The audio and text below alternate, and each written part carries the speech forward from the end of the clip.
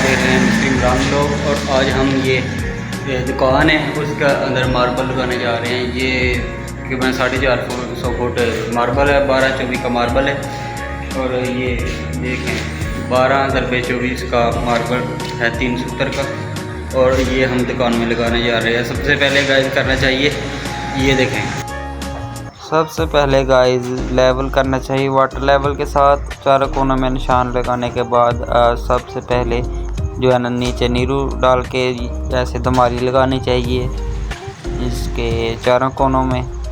और हमने ये 2 फुट की दमारी लगाई है।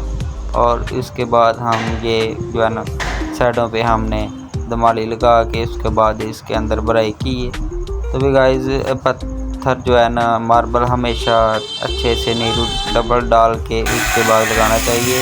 नीचे भी नीरू डालना चाहिए, उसके ऊपर भी, मसाले के ऊपर भी नीरू डालना चाहिए। और इससे अच्छे तरह ग्राउंडिंग करनी चाहिए। इससे ये होता है कि मार्बल आप रगड़ाई वगैरह करवाते हो ना तो इसके नीचे से आवाज़ नहीं आती और नीचे अच्छा स्पेस नहीं रहता।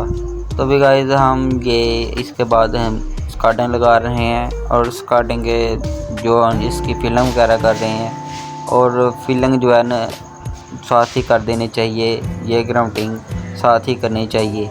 और हमने चिट्टे सीमेंट और दूसरे सीमेंट से, काले सीमेंट से हम ग्राउंडिंग कर रहे हैं। और ऐसे बार बार वेपर लगाना चाहिए।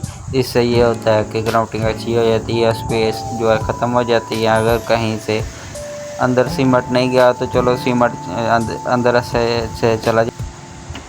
ग्राउंडिंग अच्छी हो तो रगड़ाई के दौरान मसला नहीं बनता, अच्छा काम निकलता है और फिनिशिंग भी अच्छी आती है।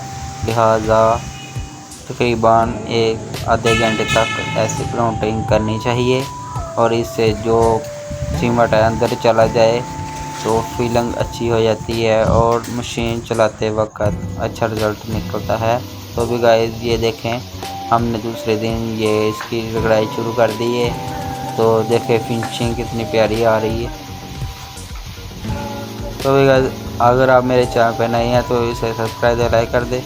तो मिलते हैं नेक्स्ट ब्लॉग में, तब तक के लिए बहुत शुक्रिया। अगर वीडियो अच्छी लगी तो लाइक कर दें प्लीज़। और मिलते हैं नेक्स्ट ब्लॉग में, तब तक के लिए अल्लाह हाफिज़।